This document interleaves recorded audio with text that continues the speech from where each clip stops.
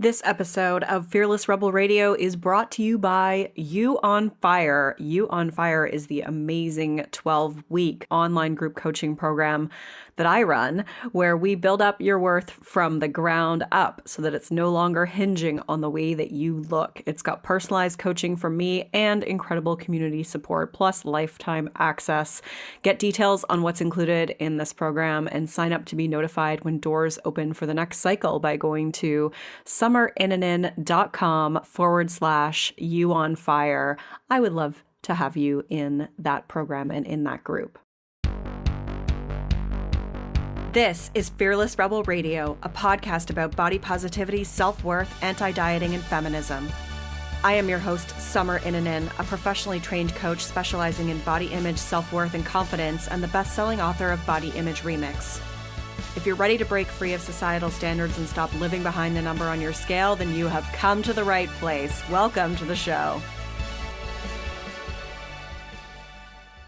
This is episode 117, and I am interviewing Melissa A. Fabello, feminist writer and speaker about desirability politics, how our conditioned beliefs shape our sexual experiences, orgasms, and a primer on feminism. You can find all the links and resources mentioned in this episode at summerinanen.com/117. Before we begin, I need to give a shout out to Liddy, who left this awesome review. I would rate Summer's podcast in the top 10 of stuff that has really impacted my life for the better. I struggled for years with binge eating, and although I was able to overcome the action, I have still been haunted by how I felt about my body. I listen to her almost every morning, follow the amazing advice that I hear, and am truly enjoying the transformation. When she says she provides practical advice, she isn't kidding. Hang on to your seats because your life is about to get rocked in a very profound and wonderful way. Thank you, Summer, for being fearless and sharing your message. What an awesome review. Thank you so much, Liddy. That really made me happy. So if you haven't left a review, make sure you go to iTunes and do that. You can do that by searching for Fearless Rebel Radio, clicking ratings and reviews, and then click to leave a review or give it a rating. This helps others to find the show and get this important message out into the world. And if you haven't already done so, please subscribe to this show via iTunes or whatever platform you use to listen to podcasts. Lastly, don't forget to grab the free 10-day body confidence makeover at summerinanen.com/freebies with 10 steps to take right now to feel better in your body. Today's guest is Melissa A. Fabello. Melissa A. Fabello is a feminist writer and speaker whose work focuses on body politics, beauty culture, and eating disorders. She is currently a doctoral candidate in Widener University's Human Sexuality Studies program, where her research focuses on how women with anorexia nervosa experience skin hunger. Previously, Melissa worked as a managing editor of Everyday Feminism, one of the largest independent feminist media websites in the world. You can find more of her work at melissafabello.com. We cover some really cool stuff in this podcast. I think you're going to enjoy it. Let's get started with the show. Hey, Melissa, welcome to the show. Hi, thank you so much for having me. I'm so happy to have you here today. So why don't we start off by you telling people a little bit about what inspired you to get into body politics? I feel like, honestly, it was just my life. It wasn't something that, it wasn't like at some point, I was 7 years old and being like, I want to be an activist when I grow up. It wasn't something like that. It was definitely, I had gone through in my early 20s, a very difficult time where I, during that time, developed an eating disorder and also had been in a relationship with someone who's very unhealthy for me. And a couple of my friends during this difficult time in my life, a couple of my friends had given me books that were based in feminism. And when I read those books, they're not even necessarily books that I would recommend today, but they were my first real foray into feminism. And reading those, it changed my entire life. Like it literally, they gave me a framework. Feminism in general has given me a framework to understand the way that the world works, and to understand that the things that I've experienced in my life, the very traumatic things that I've experienced in my life, have sociocultural factors involved in them, and that they weren't my fault. It was like the thing that made me realize that things weren't my fault. Like I didn't do this to myself. Like there was something else. There's something deeper here. And from there, I mean, it was like a born again religion for me. Like I was like, this is the gospel truth and I'm going to spread it to the world. And because I had dealt with an eating disorder and body image issues, that became something that was very important to me. It was, it was like never a purposeful, it's like almost funny. Like you go back and you're like, here was this awful thing that happened to me. And now it's become like my professional life. And I think that's true for most people who work with any kind of like trauma or mental illness issue. But here we are. Yeah, well, I think you said it so well there, is that it gave you a framework to realize it wasn't your fault. And I think that is so critical because, when you're harboring the blame yourself, it just makes it so much harder to heal. Yes, absolutely. When you think that this is something that you have done and therefore you put the onus on yourself to also find a solution, rather than recognizing that there are other things going on that have created that and that you can also like work on those things. Like you can work on the world. But yeah, that idea that something is your fault is super difficult and definitely a barrier for folks.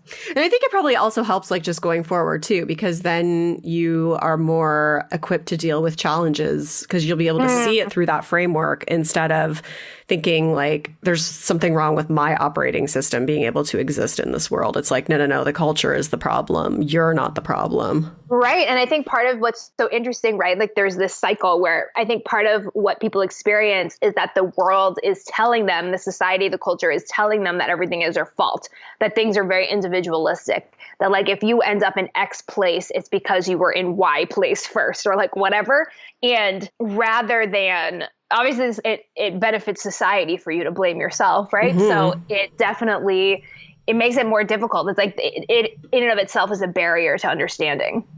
Yeah, I feel like that's so huge for people. I think it's such a massive concept, especially, when you're talking about like size and things like that and body image. Like it's a massive concept to understand like, oh, like the way I feel about myself is not my fault. Like these beliefs are not my fault. Like I wasn't born thinking these things about myself. Yeah. It's so funny. My mom is in the middle of, I don't know what it is. She's doing some kind of like training at her job that I don't quite understand. But I think it's to like create like a trauma informed workplace, but she didn't use those words. So I don't know, but that's what it sounded like to me. And she was, saying to me, kind of like, she asked me one day, like, do we ever have an original thought? And I was like, well, what do you mean? And she was like, does anything we think or feel actually belong to us, or has it been like placed there by society and socialization? And I was just like, slow clap, like, like you're starting to get it. So I was like, I mean, yeah. I mean, obviously there's such a thing as quote unquote original thought, I guess, like if you make a discovery or some shit, like sure. But yeah, it's like, no, most of the things that you believe are true are the things that you value. You were taught to believe or taught to value. It comes from somewhere. Yeah. That's deep though, to think that there's not an original thought. Like existential crisis in this trip. Especially as a writer, you start to question everything you've ever said. I'm plagiarizing every sentence I write. Yeah, it's super weird. Yeah, that's huge. So I want to talk to you about desirability politics because I loved your beauty school. I love all your beauty school emails, by the way. So to anyone who's listening who doesn't subscribe, you need to get your shit together and get on it. I mean, it's only once a month. I try not to spam people. But they're so good. They're so good because they're so in depth and a lot of the times like well-researched or just, like in terms of what you're experiencing personally. But anyways, the one you wrote about desirability politics was great. And I would love to dive into that concept with you. So just to kind of kick it off, what is desirability politics? Like, what does that even mean? Yeah. So this issue went out for Valentine's Day, which was like a beautiful thing. But the idea of desirability politics is essentially, we're going to get deep here, y'all, so stick with me, is basically the idea that what we find attractive is in some part influenced by society. So when we say that we have a type, quote unquote, for example, what does that mean, right? Why do we think that that is true? Or people will say things like, oh, I'm not attracted to Black girls. That doesn't make any sense right? Like that you're not attracted to a single Black woman on earth. Like that seems to me to be basically impossible. Essentially what you're saying is I have created a stereotype in my head. I have something in my head that is what Black woman means, and I'm not attracted to that.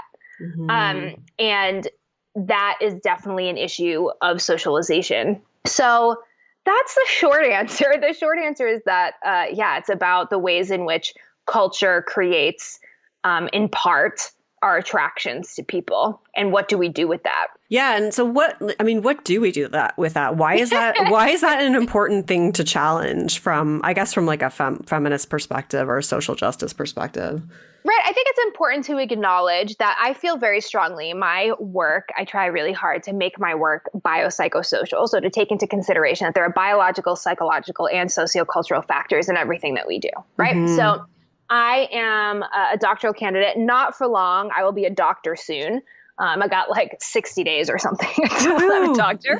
But I'm currently a doctoral candidate studying human sexuality studies. And the program that I'm in is actually very, very strongly values this idea of a biopsychosocial perspective.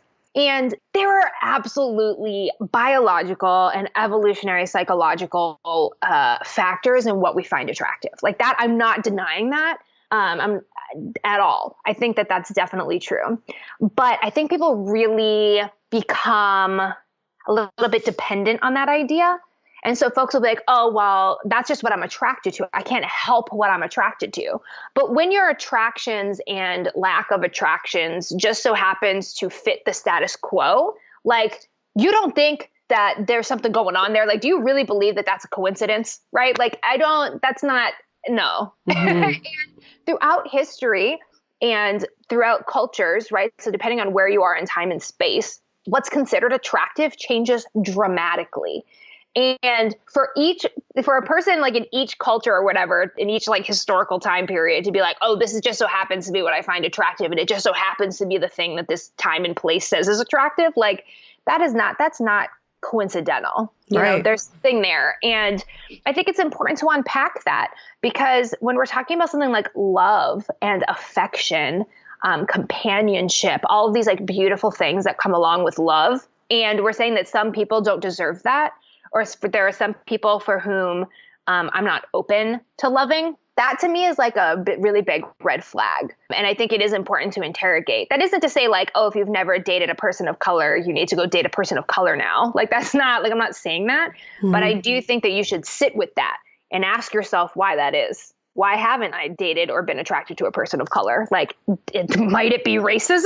Like, it might be. Yeah. And I think I think again, like social conditioning in terms of what you're exposed to. Like if all you see are images of like white, thin people, then that's the ideal. Yeah. And then it's like what we've associated the meaning with that too, right? Like, so if that's always portrayed as like the popular one, the quote unquote healthy one, like all these other attributes, then that's kind of what we would think is the most attractive without challenging it. Well, right, because that's the thing, right? Because again, like there is this biological evolutionary aspect to it. So like, for example, you can definitely say that there's a biological aspect to being attracted to health.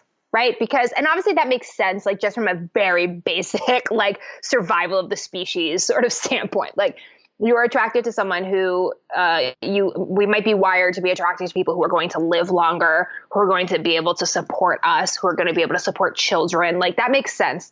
But the thing is that what we find what we believe is healthy changes over time and space. There are times and spaces where like larger, lusher bodies are what is considered more healthy because it's more difficult to attain a large body, like if food is scarce, for example, versus in our current culture, food is generally abundant, although that obviously is not true for everyone. And so therefore it is more difficult to attain and maintain a thin body. And so therefore that is what becomes the most attractive thing. And that's the thing that we associate with health. But what we associate with health generally is the same thing that is associated with wealth across time and space. So You know, so it's like, yeah, sure, maybe we're attracted to health and like that makes sense from like a brain, you know, kind of perspective. But what we understand as healthy is sociocultural. Yes. Wow. Yeah. Okay. That's like a lot to process, but it makes so much sense.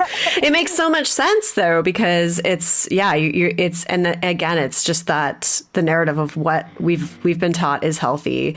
And then therefore tying that into the biological need to want to be with someone who is healthy, and that look of health kind of being associated with the conventional beauty standard. I'm just like processing it in my brain. It is, right? Because even if you just look at like actual research, which most people don't, and I think that that is partly an issue of accessibility. But if you look at the actual research around like, again, like kind of evolutionary psychological things that we find quote unquote attractive, like even they're like super, super vague. It's like clear skin, shiny hair.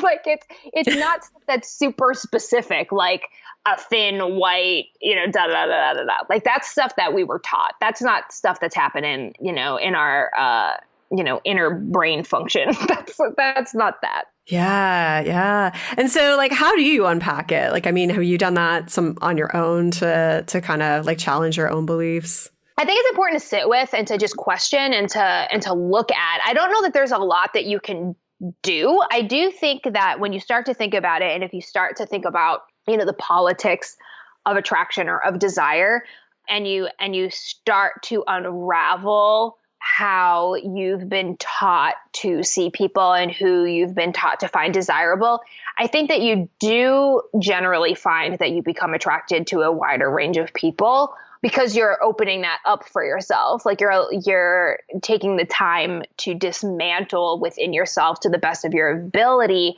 the ways in which you've internalized, you know, white supremacy or heteronormativity, cisnormativity, all of these things. So you become, you know, slowly more open. And sometimes it's just, you have to sit, and this is what's hard, is you have to sit with the fact that you've done some fucked up things and said some fucked up things and thought some fucked up things about people. Mm-hmm. You know, like, and that is definitely difficult, but that's part of doing the work. Any kind of social justice work is sitting with the ways in which you have caused harm in the world, kind of like forgiving yourself for that, and also like committing to doing better moving forward. And it's sort of just like basic, almost like CBT, like practically, like you're basically just like rerouting your brain, being like, that is a thought that's not appropriate. Mm-hmm. Why did I think that thought? You know, why did that come to my head? Like what in my socialization created that thought for me?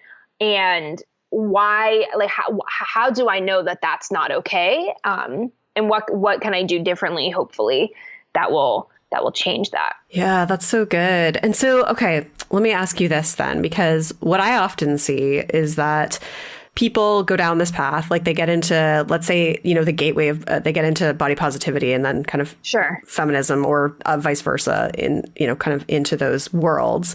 And they start to, you know, understand these concepts and see these things, but their partner doesn't. And it almost makes them feel like, okay, what's going to happen if my partner doesn't find me attractive anymore because my body changes or something like that? Like, do you feel like it's possible to encourage someone who you're in a partnership with to challenge their conditioning?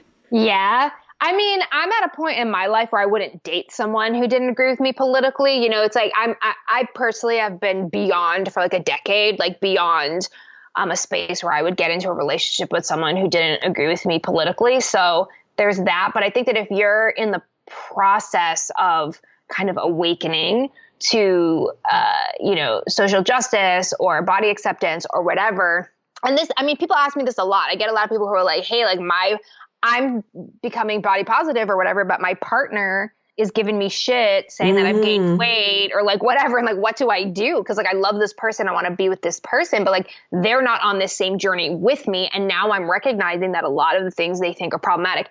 I think kind of like the downside of becoming interested in and involved in feminism or any social justice movement is you start to realize how fucked up the people around you are. Yes. Like it's so difficult. It's like you start to be like, wow, like I can't even, like, I don't even want to be around this person anymore, because now I realize how often they're like committing these microaggressions and saying these like small, or they could be overt, obviously, but they also could just be kind of small things that are just like, wow, like this is so against what I believe in. And I think that's difficult. I also think it's a perfectly good reason to break up with someone. Like, I don't think that it is your responsibility to like work through that with someone if that doesn't feel appropriate to you, especially if they're being oppressive to you. Like, if, you know, like I'm queer, but I also date, you know, in that I also date like cis straight men.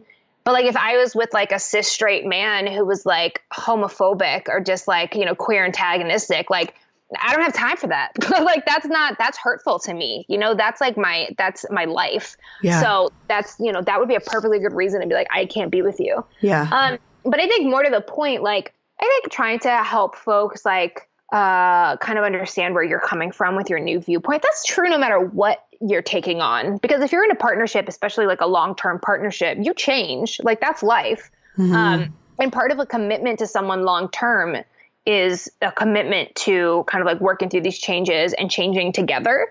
And I think that, you know, if someone is really very resistant to your like political awakening, I think that, you know, you find entry points to start having conversations or to start, you know, helping them understand. And I think that that's really important. It could be like, hey, babe, like, I want you to read this book that I read that really, you know, made a difference for me. And I want to talk to you about what you think about it. Or like, hey, let's watch this documentary together. And, you know, I want to know what you think about it. It can be like pretty small, and you see how it goes. And then you have to, you know, you gauge for yourself, like, where you're at. And like, does this feel good or is it not feeling good anymore? Yeah. And how is it making you feel? Like, are you feeling oppressed or are you feeling like disrespected? That's huge. Huge. Yeah. Because you shouldn't disrespect your beliefs no matter what they are. Like, that's not a partnership. You know? Yeah. So we've talked about this from the perspective of like our own desires and how our own desires, like the element of social conditioning in that. But how does that impact our sexuality? So in other words, how does the way that our conditioned beliefs about attractiveness impact our own sexuality? Well, I mean, sexuality is complex, right? So I do sex research as a sexologist. So like my understanding of sex is very, very, very broad, more than most people's. Sexuality is complex because it isn't just about sexual behavior and it's not just about sexual orientation, which is what most people think of when you say, I study sex. Like, those are the two things they think you mean. And it's those two things are part of it, but there's way more to sexuality than that, because sexuality is also about intimacy.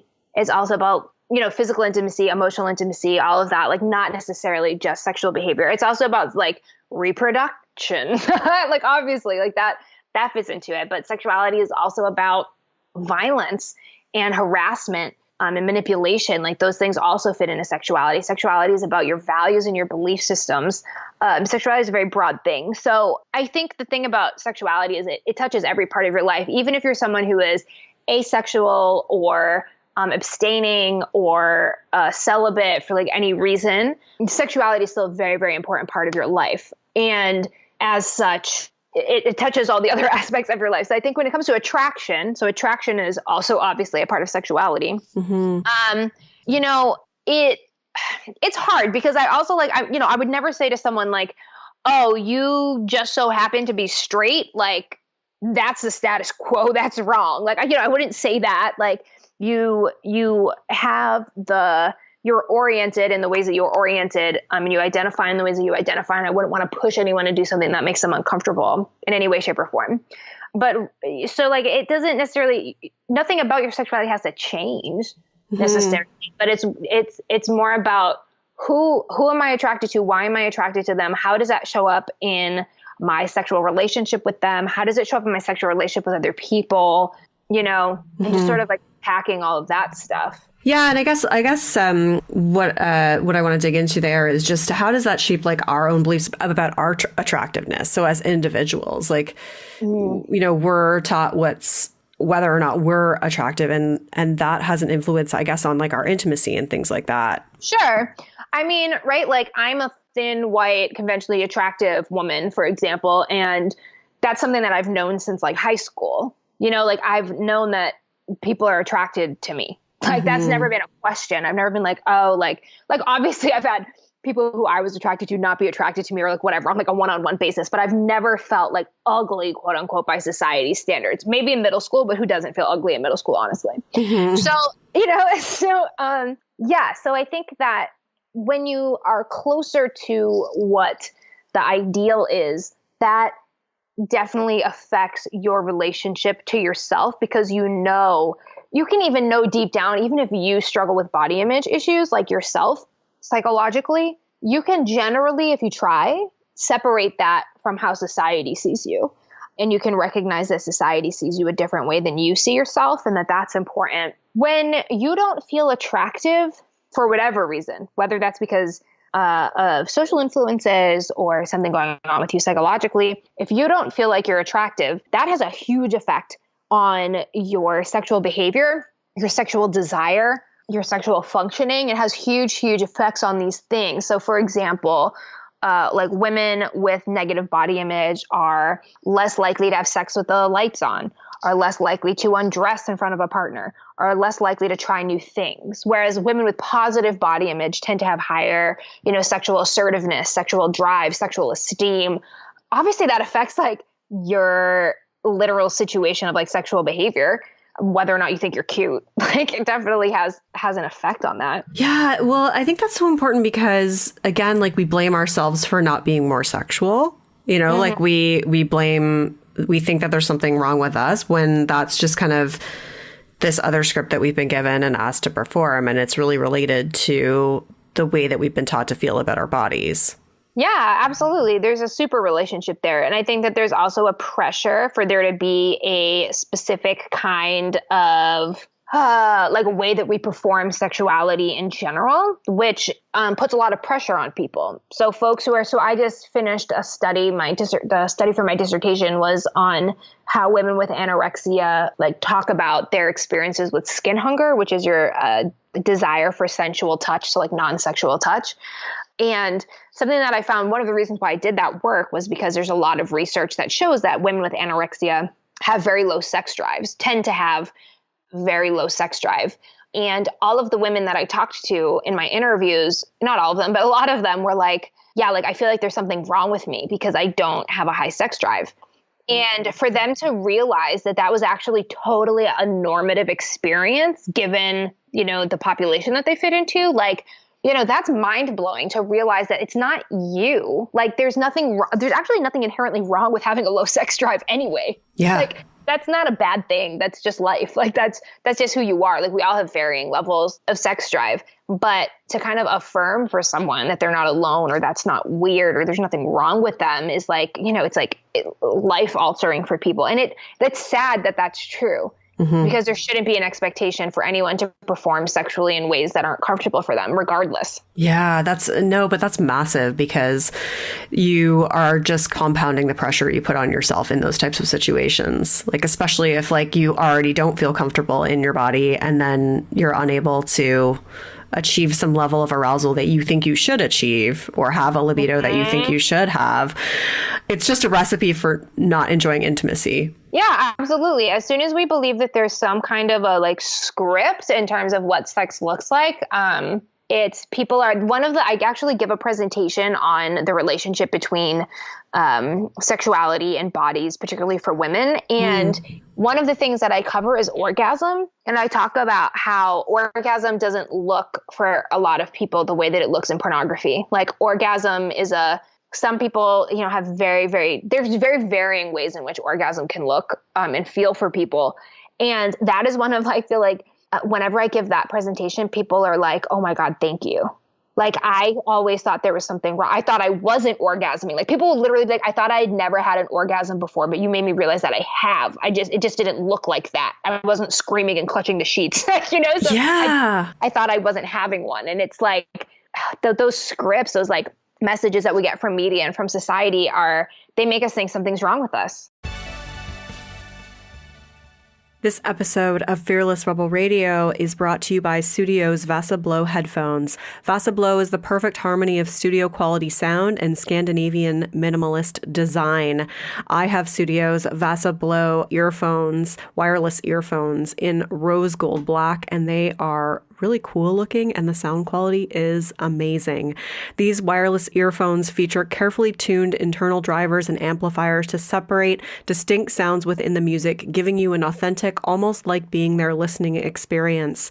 They boast up to 8 hours of unlimited playtime with a unique standby mode for up to 10 days of battery life, giving you ultimate wireless freedom. Its unparalleled design, coupled with being the lightest on the market to date, makes the Vasa Blow the perfect companion for any Bluetooth-enabled device. You can find the link to Sudio's website in the show notes for this episode, or go to www.sudio, that's sudio.com, and be sure to enter promo code FEARLESS, that's FEARLESS, at checkout to save 15% off any purchase. Their headphones are gorgeous, and they also provide free worldwide shipping. Can you talk about that a little bit more, the orgasm? Yeah, I love talking about that. Yeah. It's a little hard without visuals, but I'll try. There's like a chart that if I had it, I would show it to you. But so basically there's like kind of this idea that for a quote unquote female orgasm, or an orgasm for a person who has a vagina, that what orgasm generally looks like is, you kind of like build up to this excitement phase, right? There's this thing, if y'all want to look it up, it's called the sexual response cycle. It's a model that was created by Masters and Johnson. And the sexual response cycle starts at arousal, right? So that's when you're feeling tingly, you're excited, you're like into it. And then plateau. And plateau is like, all right, I'm doing this. I feel good about it. Like, cool. Like, it's good. Then there's climax, right? Which obviously is orgasm. And then, resolution. So that's kind of like all right, like we did it. Mm-hmm. Obviously the sexual response cycle doesn't always complete. Women especially know that, unfortunately. Yes.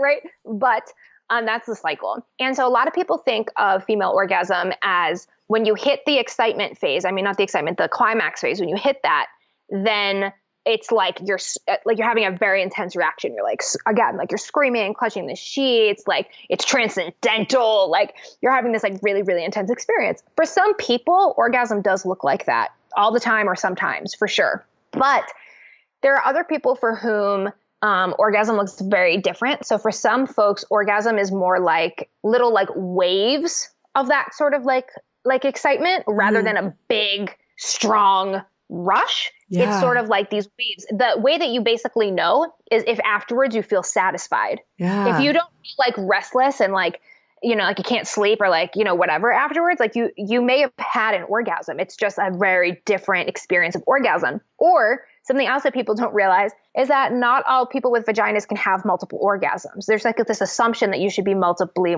orgasmic, but that's not true. There's some people with vaginas are multiply orgasmic. Some people with penises are multiply orgasmic, but fewer, right? Mm-hmm. But there's this idea that because most people with vaginas don't have a refractory period, which is like that feeling where it's like your genitals are very, very sensitive and you don't want them to be touched. Because most people with vaginas don't go through that, that's why we tend to be able to be multiply orgasmic. We can keep going, but that's not true for all people. Some people need to stop after they have orgasm. So there's just sort of like these assumptions, and people think, oh, there's something wrong with me because I can't have multiple orgasms. Or people will be like, oh, I like quote unquote ejaculated or squirted. There's something wrong with me. Like, that's not right. Or the opposite, where people are like, oh, I wish that I could like ejaculate. Like, and it's just like, y'all, like however you have an orgasm is good. Like however you have it is good. Don't worry about it, So there's just a lot of like weird misconceptions, or even the very common misconception that orgasm happens through penetration, which most of the time it does not. Yeah. And just, 70% of people with vaginas cannot orgasm through penetration alone. And just the fact that like we think that that's what's supposed to happen.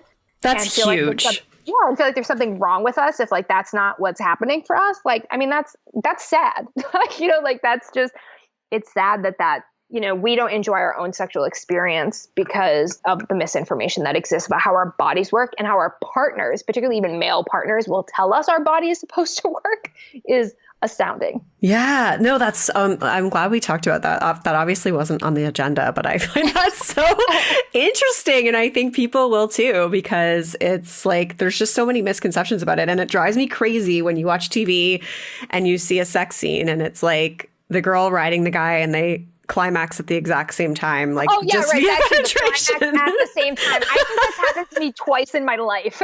Like completely by accident. Like that's just, it's like there's so much pressure on like what good sex is supposed to be, and it's like that's so individual, and like being able to talk to your partner about what they like and what they want and what you like and what you want, like that's what good sex is. It's just being able to communicate about it and not have expectations about what's supposed to happen. And really, like I think, and this was coming from, I remember I read Come As You Are by Emily Nagoski, I think is how you say her last name, but it's about finding pleasure. Like it doesn't have to be about like an outcome, like having an orgasm. Right. It's just pleasure. Like, are you enjoying yourself? And that should be kind of are you having the focus. fun? Yeah.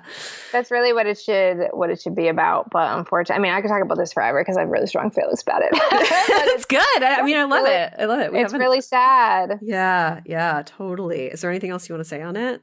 Oh man, just that the whole thing is a sad mess. And I think it's a very, very clear, symptom of oppression that men don't have this issue. Yes, they have performance issues, like the idea that like they're supposed to perform in a certain way and like hypermasculinity. And I'm not trying to downplay how difficult that is. And also the expectation to always want sex the ways in which we don't talk as much about men and consent as we do women.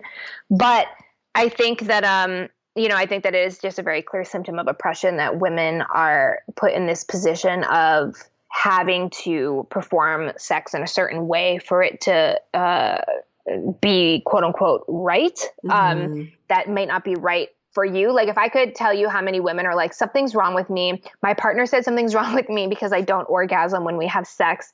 What's wrong with me? And I'm like, can you orgasm on your own? And they're like, yeah. And I'm like, nothing's wrong with you. There's nothing wrong with you. It's the sex that's wrong. Yeah. Nothing's wrong with your body, maybe something's going on with you, like with anxiety or maybe something or stress or whatever. Or maybe the sex isn't good, but it's definitely not you. And it just makes me really sad when I hear these like ridiculous expectations that are put onto women. I've heard women tell me that their male partners told them their vulvas looked weird or like looked wrong. Wow. I mean, literally, if you are like that close to me, like, and that's what you're gonna say, you can go. Like, what do you do with that? It's just talk about body image issues. I know. Yeah, we need another standard of what our vulva is supposed to look like. Yeah. Vulva has to look, smell, and taste great. Something's wrong with you. Wow. I would say that's probably the influence of porn on oh my gosh, absolutely. Like, huge, I literally tell people, I'm like, if a dude tells you that your vulva looks weird, that's probably because the only vulvas he's ever seen has been in pornography. Because it's just like actresses, in Hollywood are chosen based on what they look like and based on a standard. Like same thing for like, mainstream pornography. Like there is a particular looking vulva that like gets put in pornography. And that does not represent what all vulvas look like. And so if they're like, oh, your vulva doesn't look like this, then it's like, well, you need to get face to face with some more vulvas in real life. Yeah. I'm going to quote the book again from Come As You Are, where she's like, everything is normal, just organized in different ways or something like that. Like she says it over and over and over. She's like, your body is normal. It's just organized in a different way. Like everybody's body is normal. The parts are just organized differently because every vulva looks different. Like just like your face. Penis looks different too. Different. It's fine. However it is fine. Oh my God, yes. We need to start thinking about vulvas like faces. It's like just another face. Like, it's different. Like, but it's cute. Don't worry about it. Oh, that's awesome. Okay, let's go a different direction here because I know. So you just did a workshop on feminism, and one of the things that you tweeted was feminism is not the simple belief that men and women are equal. In fact, I would argue that feminism isn't about equality or gender for that matter at all. Would you be willing to elaborate on that and give us the answer? Yeah, the answer. What is the answer? So I think that that's a really simplified way to look at feminism. And I think that when we look at things in a simplified way, it does a great disservice to the work. So feminism is a socio-political movement toward the liberation, like social, political, and economic liberation for all people. When we talk about equality is, I think, a dangerous goal because if society treats people differently based on various intersections of oppression, and then you're just like, I'm just going to treat everyone the same. I'm just going to be like equally respectful and kind or like, whatever to everyone. that sounds great in theory, but if you've been oppressed, if your starting point because of your social positionality is really far back from someone else's, them treating you with like equal respect that they would to another person who shares their identities, like that doesn't help you. That doesn't help you. That doesn't change anything, right? Like you need to go the extra mile for folks who are more marginalized than you, for example. So like treating people the same or giving people equality is not useful. One of the examples that I gave in the workshop is a super weird example, but like I'm totally obsessed with this show Degrassi, which is like a teen drama in Canada. I'm from Canada. Like I grew up on Degrassi, and I still watched the later years when I was in my 30s. So yeah. Yes.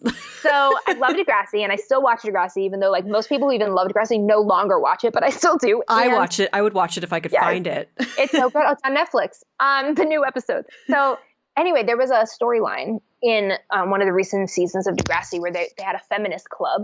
And one of the women in feminist club had this she had kind of created this campaign around basically what they wanted was they were like, we each have something like 4 bathrooms. Like boys have 4 bathrooms, girls have 4 bathrooms in the school, right? That's equality, right?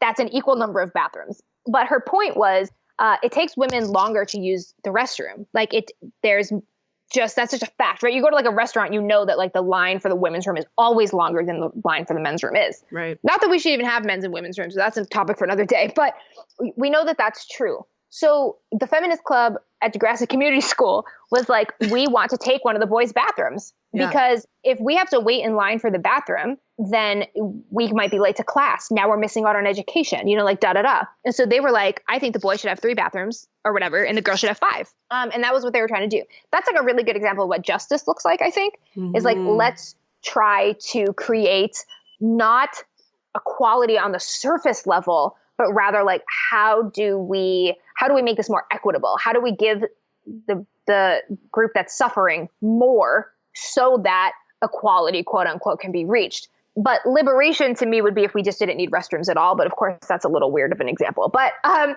like liberation would be like, this doesn't even exist. Like this idea doesn't even exist and doesn't hurt anyone. So yeah. So I think, and also it's not just about gender, because we can't help people of marginalized genders. So that's women, cis and trans, that's gender nonconforming people, genderqueer people, agender people, non-binary people, et cetera. Anyone who's basically not a man is oppressed by patriarchy. And if we say that we want to help those people, we can't help those people if we're not dealing with the fact that they have other intersections of identity that affect their womanhood or their agenderhood or like whatever. Like race plays a role, class plays a role, sexual orientation plays a role, size plays a role, ability plays a role. If we're ignoring all of these other things, who do we help at the end of the day? Who's getting helped? Right. So to me, if you think of feminism as a gender issue, you're just wrong. Like you can't fight one oppression without fighting the other oppression. Similarly, like racial justice work is not just about race. It can't be. It has to be about gender. It has to be about class. Like it has to be all about all of these other things. And I think that is a really, really important, aspect of it. And that's a Black feminist idea. That idea of like intersectionality comes from Black feminist thought. And the idea that like for Black women, it's like, we're not just Black and we are not just women. We are Black women. And that matters. That has, we have a different men have, we have a different experience than white women have. Like it's a different thing. So, so that's a short answer. Yeah, but that's wasn't very short. God, I love you for using a Degrassi example. That made so much sense too. The only thing I watched. We'll come back for another episode where we just use Degrassi examples. I'd be all over that, especially if we can get into like the original like Spike years. Snake.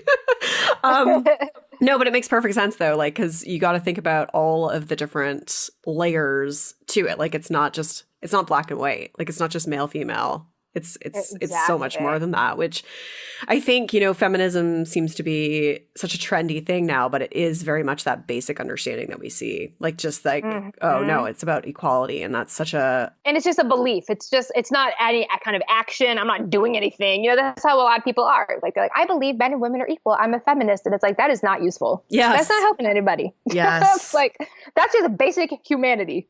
Yeah. The fact that you believe that, you haven't done anything special. So good. So good. Is there anything else that I know, because I know you just did the workshop last night, that was like that you want to share with people listening today before we wrap this up, that you were particularly spicy or salty about?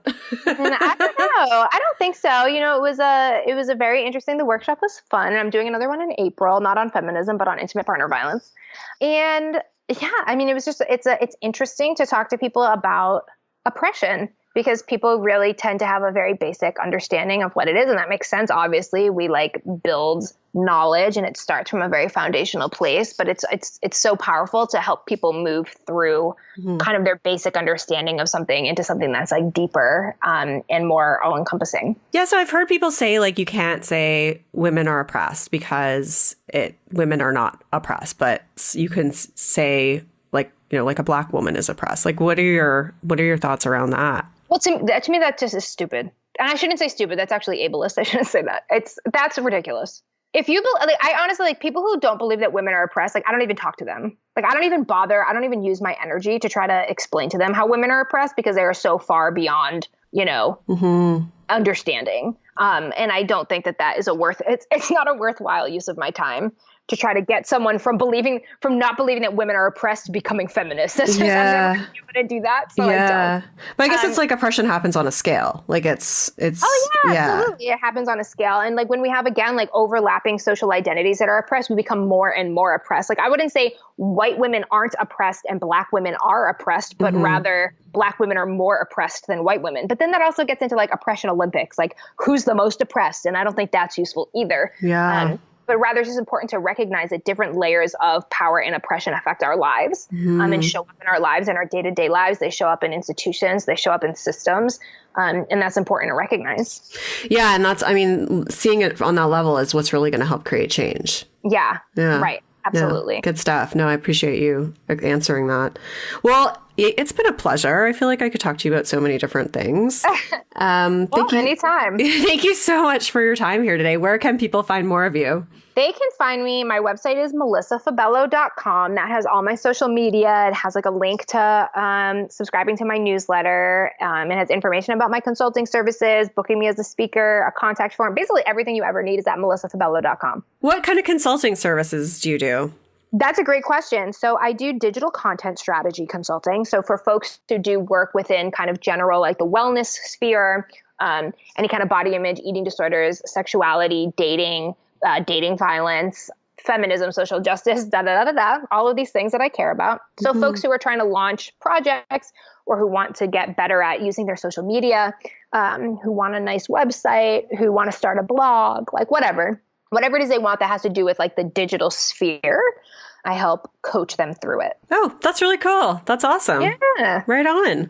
Well, that's great. I'm going to link to your Patreon and your webinar too, because I think that's awesome. important. Thank you. Obviously, you're on Twitter a lot too. I am. Yeah. Probably.